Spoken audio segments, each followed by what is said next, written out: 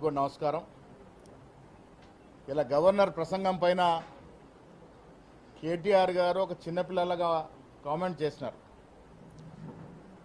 ఇన్నేళ్ళు ఎమ్మెల్యేగా ఉన్న కేటీఆర్ గారికి గవర్నర్ ప్రసంగం ఏ రకంగా ఉంటుంది, ఎన్నేళ్ళుగా ఎన్ని గవర్నర్ ప్రసంగాలు వారు విన్నారు, విని కూడా ఇంత విజ్ఞత జ్ఞానం లేకుండా గవర్నర్ ఏదో కాంగ్రెస్ కార్యకర్త ఉద్దేశించి మాట్లాడినట్టుగా వ్యంగ్యంగా మాట్లాడుతూ గవర్నర్ యొక్క ప్రతిష్టని భంగం కలిగే విధంగా మాట్లాడడం అనేది చాలా శోచనీయం. బీఆర్ఎస్ నాయకులకి అలవాటుగా మారిపోయింది గవర్నర్ వ్యవస్థని కించపరిచే విధంగా మాట్లాడడం. గతంలో ఒక మహిళని చూడకుండా తమిళసై గవర్నర్ గారిని ఏ విధంగా వ్యంగ్యంగా అవమానపరిచినారో మనం మర్చిపోలేదు. కేటీఆర్ గారు ఒకరు తెలుసుకోవాల్సింది, ఇవాళ రాష్ట్రంలో కాంగ్రెస్ ప్రభుత్వం ఉంది. కాంగ్రెస్ ఎన్నికలకు ముందు మేనిఫెస్టోలో పెట్టినటువంటి అంశాలని మీ తండ్రి కొడుకులు ఈ రాష్ట్రాన్ని దివాలా తీసి 7.5 లక్షల కోట్ల అప్పులో కూర్చోబెట్టి పోయినా కూడా ఒక్కటొక్కటి గాడిలో పెడుతూ ఎన్నికలకు ముందు మేము వరంగల్ డిక్లరేషన్ కానీ కామారెడ్డి డిక్లరేషన్ కానీ ఇచ్చిన అంశాలని ఒక్కటొకటిగా పూర్తిస్తూ ముందుకు పోతున్నటువంటి సందర్భాన్నే వీళ్ళ గవర్నర్ గారు ప్రసంగంలో మాట్లాడడం జరిగింది. మీకు తెలియదా, గవర్నర్ ప్రసంగం క్యాబినెట్ ఆమోదం పొందిన తర్వాత వారు మాట్లాడతారనే మాట తెలియకుండా మీరు అవివేకంగా మాట్లాడుతూ ఉన్నారా? గవర్నర్ మాట్లాడిన అంశాలన్నీ కూడా ఇవాళ ఈ రాష్ట్రంలో ఉన్నట్టు కాంగ్రెస్ పార్టీ, కాంగ్రెస్ ముఖ్యమంత్రి, కాంగ్రెస్ మంత్రివర్గం చేస్తున్నటువంటి పలు ప్రజా సంక్షేమ అభివృద్ధి కార్యక్రమాల మీద గవర్నర్ గారు మాట్లాడడం జరిగింది. మీరు 10 ఏళ్ళు ఏమి చేయలేకపోయినారు, సంవత్సర కాలంలో చేస్తూ ఉంటే ఓర్చుకోలేనటువంటి పరిస్థితి మీది. ఇలా ఉద్యోగాలు మీరు 10 ఏళ్లలో 50,000 ఉద్యోగాలు ఇవ్వలేకపోయినారు. మేము 9 మాసాల్లో 56,000 ఉద్యోగాలు ఇచ్చిన మాట ఇలా గవర్నర్ గారు ప్రసంగంలో చెప్పడం జరిగింది. మీరు 10 ఏళ్లలో రుణమాఫీ 26-27 వేల కోట్లు ఇస్తే మేము 11 మాసాల్లో 22,000 కోట్ల రూపాయలు రుణమాఫీ చేయడం జరిగింది. ఆ వాస్తవాల్ని గవర్నర్ గారు చెప్పడం జరిగింది. మీరు వాస్తవాలు మీకు పట్టవు. గవర్నర్ మాట్లాడేటప్పుడు ఏ రకంగా ఒక క్రమశిక్షణ ఉండాలో మీకు పట్టవు. వెనుక ఉన్న మీ పోకిరి ఎమ్మెల్యేలని ఎగేస్తూ ఉంటారు, పోగేస్తూ ఉంటారు, గవర్నర్ని డిస్టర్బ్ చేస్తూ ఉంటారు. అసలు ఒక అసెంబ్లీ నడుస్తూ ఉంది, అసెంబ్లీ సమావేశాలు ఇవి. అసెంబ్లీ సమావేశాల్లో శాసనసభ్యులు గవర్నర్ మాట్లాడేటప్పుడు ఏ రకంగా ఉండాలో కూడా తెలియక విచ్చలవిడిగా అల్లరి చేయడం, గవర్నర్ యొక్క వ్యవస్థని అవమానపరచడం అనేది బీఆర్ఎస్ నాయకులకు అలవాటుగా మారింది. ఇలా కేసీఆర్ గారు ఫామ్ హౌస్కి పరిమితమైనారు, మీరు హైదరాబాద్లో పరిమితమైనారు. కేటీఆర్ గారు మీరు రాష్ట్రంలో తిరిగి కింది స్థాయిలో పర్యటిస్తే కాంగ్రెస్ అభివృద్ధి కానీ సంక్షేమం కానీ మీకు తెలుస్తుంది.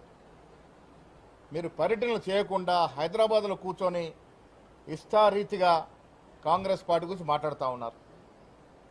ఈ రాష్ట్రంలో జరుగుతున్న అభివృద్ధి, ఈ రాష్ట్రంలో కాంగ్రెస్ పార్టీ ఇస్తున్న సంక్షేమం, రైతులకు ఇస్తున్న సంక్షేమం, విద్యా వైద్యం పట్ల మేము అనుసరిస్తున్న వ్యూహం, ఎడ్యుకేషన్ పరంగా ఇంటిగ్రేటెడ్ స్కూల్ తీసుకొచ్చినటువంటి వైనం, స్కిల్ యూనివర్సిటీ పెట్టినటువంటి వైనం, స్పోర్ట్స్ యూనివర్సిటీ తీసుకొచ్చినటువంటి చరిత్ర ఈ దేశంలో ఎక్కడా లేని విధంగా ఈ రాష్ట్రంలో రకరకాలుగా అభివృద్ధి జరుగుతూ ఉంటే ఓర్చుకెళ్ళని మీరు, ఆనాడు చేయలేని మీరు ఇవాళ గవర్నర్ ప్రసంగంపై వ్యంగ్యంగా మాట్లాడడం అనేది మీ రాజకీయ దిగజారుతనానికి నిదర్శనంగా చెప్పక తప్పదు. వాస్తవాలకు వెళ్తే ఇవాళ గవర్నర్ గారి ప్రసంగంలో చెప్పినటువంటి పలు అంశాలన్నీ కూడా ఈ రాష్ట్ర ప్రజల యొక్క శ్రేయస్సు కోసం జరుగుతున్నటువంటి అభివృద్ధి కార్యక్రమాలు, ఈ రాష్ట్రంలో ఉన్నటువంటి బీద ప్రజానికం కోసం జరుగుతున్నటువంటి సంక్షేమ కార్యక్రమాలు. ఒక్క రేషన్ కార్డు ఇచ్చిన పాపాన పోయినారా మీరు? 10 ఏళ్లలో బీదవాడికి ఒక రేషన్ కార్డు ఇచ్చిన పాపాన పోలే. ఇలా అడిగిన ప్రతి గరీబోడికి మేము రేషన్ కార్డు ఇస్తూ ఉన్నాం. ఒక్క డబుల్ బెడ్రూమ్ ఇచ్చిన పాపాన పోలే మీరు 10 ఏళ్లలో.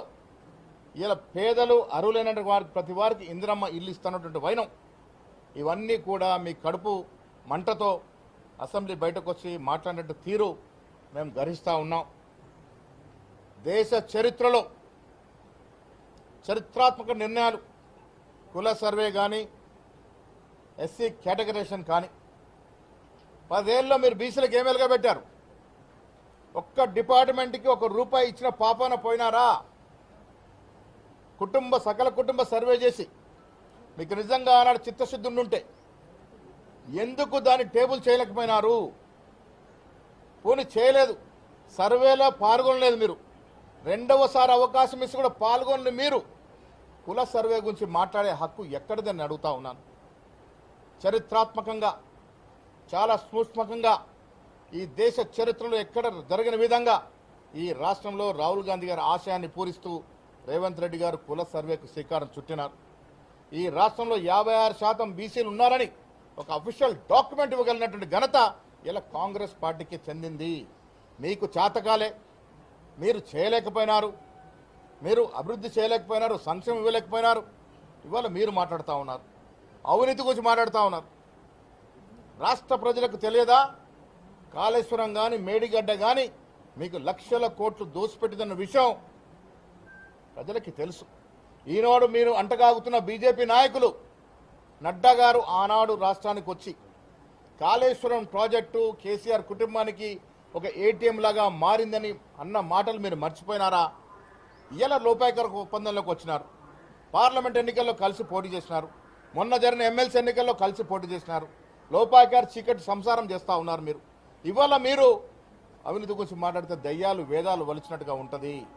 ఈ రాష్ట్ర సంపదని కేసీఆర్ కుటుంబం ఏ రకంగా కుల్లగొట్టిందో ప్రజలు తెలుసుకునే మీకు ఇంటికి పంపినారు. మీ కర్రీ వాత పెట్టినా కేటీఆర్ గారికి మాత్రం ఎక్కడ అహంకారం తగ్గినట్టు కనబట్లే. అదే అహంకార ధోరణితో వ్యవహరిస్తూ ఉన్నారు. అహంకారం నిండింది కాబట్టే గవర్నర్ని విమర్శిస్తూ ఉన్నారు, గవర్నర్ వ్యవస్థను కించపరుస్తూ ఉన్నారు. అహంకారం నిండుగా ఉంది కాబట్టే స్థాయిల గురించి మాట్లాడుతూ ఉన్నారు. స్థాయి అనేది ప్రజలు ఎన్నుకొని ఇచ్చినటువంటి అంశం. స్టేచర్ అనేది నీకు ఏం స్టేచర్ ఉంది? ఏం స్థాయి ఉంది నీకు? ఈ రాష్ట్రాన్ని మందులో దిగబెట్టినటువంటి ఘనత మీ 10 ఏళ్ల పాలన. మత్తు పదార్థాలకి లోను చేసినటువంటి ఘనత, యువతని ఆ తప్పుదోర పట్టించిన ఘనత నీ ప్రభుత్వానికి. ఇలా దుబాయ్లో చనిపోయినటువంటి వ్యక్తి నీకు సన్నిహితుడు కాడా? మీ బావమరిదికి పార్ట్నర్ కాడా? ఎందుకు చనిపోయినారు? ఏ రకంగా చనిపోయినారు? ఇలా ప్రజలు తెలుసుకోవాల్సిన అవసరం ఉన్నది. ఈ రాష్ట్ర యువతని తప్పుదో పట్టడమే కాకుండా మత్తు పదార్థాలు అలవాటు విధంగా ఉసుగొలిపినటువంటి మీరు ఈ రాష్ట్రం బాగు గురించి మాట్లాడితే ప్రజలు జీర్ణించుకోలేరు. కేటీఆర్ గారు, మీకు ఈ సందర్భంగా మీ ద్వారా నేను వారికి హితో పలుకుతా ఉన్నాను. ఈ రాష్ట్రంలో మీకు కానీ మీ భవిష్యత్తు కానీ నూకలు చెల్లిపోయినాయి. మీరు స్ట్రెచర్ల గురించి మాట్లాడుతూ ఉన్నారు. మీ పరిస్థితి వల్ల స్ట్రెచర్ మీద ఉంది. అది గుర్తుపెట్టుకోవాల్సిన అవసరం ఉన్నది. ప్రజలు మీకు ఇచ్చినటువంటి స్ట్రెచర్ ఏంటంటే మిమ్మల్ని స్ట్రెచర్ మీద పడుకోబెట్టినారు. ఇంక ఏం మాట్లాడినా ప్రజలు వినే పరిస్థితి లేరు.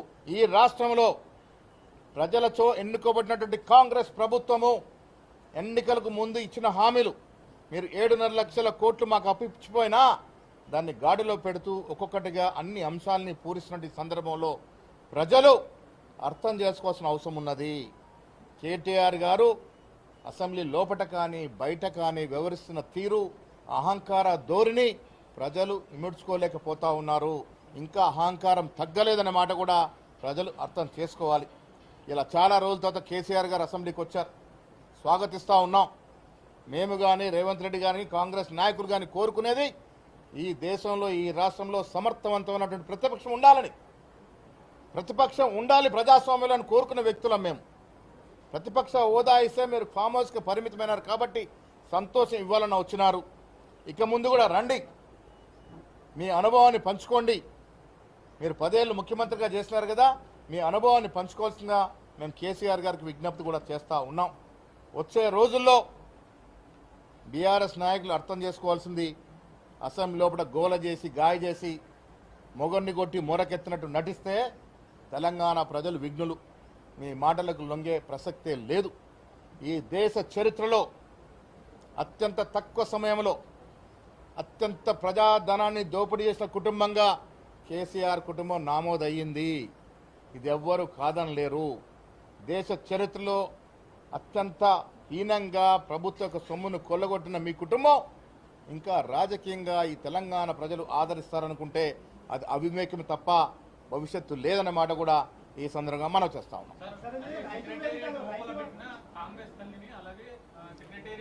నేను కేటీఆర్కి సవాల్ విసురుతున్న, తెలంగాణ తల్లి కానీ రాజీవ్ గాంధీ విగ్రహం కానీ ముట్టుకొని చూడు, కాంగ్రెస్ కార్యకర్తలు బట్టలు ఊడదీసి కొడతారు. రాజీవ్ గాంధీ దేశం కోసం ప్రాణాలు అర్పించిన త్యాగమూర్తి, భారత రత్న. మీ కుటుంబం ఈ దేశం కోసం ఏం చేసిందయ్యా? కేసీఆర్ చరిత్ర తెలియదా మాకు?